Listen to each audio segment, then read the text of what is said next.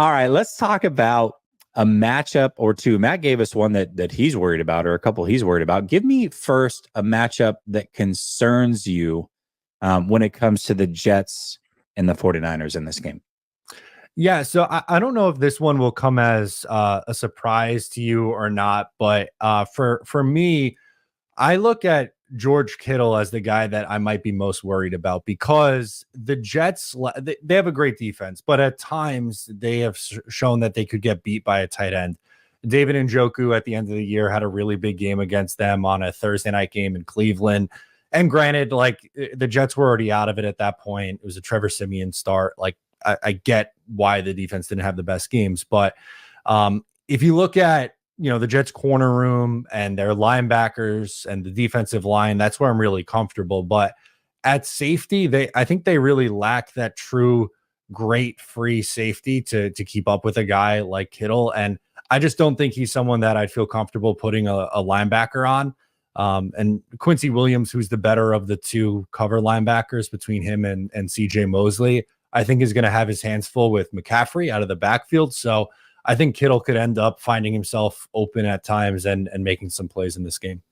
I want to take a second to shout out today's sponsor, Underdog Fantasy. Promo code LSS. Link is in the description.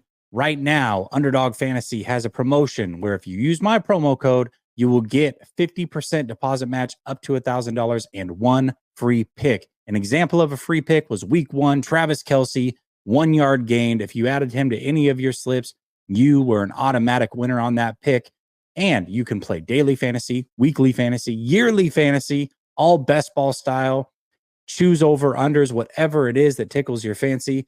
And the best part is they give you a chance to flex your picks. That means if you do a 3 pick and you're not that confident, you can hit on 2 and you come out a winner. Shout out to Underdog for always being a great sponsor. And remember, supporting our sponsors is supporting the channel. Let's get back to the video. All right. I'm going to agree with Matt here on the run defense. The 49ers are without Dre Greenlaw, who is a menace in the run game for the 49ers defensively. They lost Eric Armstead, who is one of the better interior run defenders in the league. And it's not that I'm worried like I know it's going to go bad. I'm just worried in a curious fashion. There were times last year, the 49ers boat raced so many teams that teams had to stop running early. But there were times where games got close, teams were able to stick to the run game, and it gave the 49ers fits at times. I'm curious to see what it looks like up the middle of this defense and can they contain the run. And I don't think there's a better way to find out than versus the Jets and Breece Hall, because Breece Hall is a do-it-all running back. He can run with power. He can run with speed. He truly is a special player in this league. And I'm curious to see if the 49ers can slow him down. And if they can't, and then Aaron Rodgers can come in and throw, 24, 25 passes, complete 60%, and not turn the ball over. I think this game can be very, very tight. And I would prefer that the 49ers aren't in a tight game week 1. I don't want to get the nails bitten down to the nail bed. So I think the run game of the Jets is a concern of mine and really more of a curious concern. Can the 49ers consistently stop a great running team like the Jets? Yeah, I love that. And to just, piggyback off of that, I think that is going to be the Jets game plan in this game. I think they're going to run the crap out of the ball and not just with Breece Hall. I just mentioned Braylon Allen earlier in the show. He looked really, really good in training camp. And, I think they're going to try to ease Rodgers back in. Everyone's excited about the Rodgers and Garrett Wilson connection, myself included. I love Garrett Wilson. But I think they're just going to try to run the ball, eat as much clock as possible, and play great defense in this game. If they were to win, I think that's the recipe for the Jets to do so. Absolutely. Now let's go positive. Give me a matchup that, as a Jets fan, you're very confident in heading into week 1 versus the San Francisco 49ers. So for me, I think it's the Jets interior defensive line against the interior offensive line of the 49ers. I think Quinnen Williams is setting up to have a really good day. And, he's obviously super important as both a pass rusher and against the run, but Also, I mean, you guys are very familiar with Javon Kinlaw is now going to be playing next to Quinnen Williams. So a little bit of a revenge factor there, maybe going up against his former team. Robert Saleh loves the guy. He's talked him up all training camp and throughout the preseason. And I think it's a big test for him in week one to see kind of how he acclimates to the Jets. And they rotate their defensive line a lot too, so they like to keep their pass rushers fresh. But for me, I look at the Jets interior rush, and I think that's maybe an area where they could wreak some havoc in this game. Absolutely. I'm curious to see, was Kinlaw healthy all offseason? Was he at all the practices? Like, was there anything? Because he's had some knee issues off and on. Really, the first 3 years he was in the league, he wasn't involved in training camp for the most part because he just couldn't make it through the offseason healthy. Yeah, he was a full participant, and they actually talked about him adding 30 pounds of muscle this offseason, which sounds like a crazy amount. But from my understanding, injuries and being a little bit of a lighter player was some of his issues with the San Francisco 49ers. So I'm kind of, again, I'm curious to see how that plays out. We don't know because we haven't seen him in the regular season yet at this new weight. So I don't think he's ever going to be someone who's great against the run, but maybe he just won't get pushed around as much by some of those bigger interior linemen is my thought.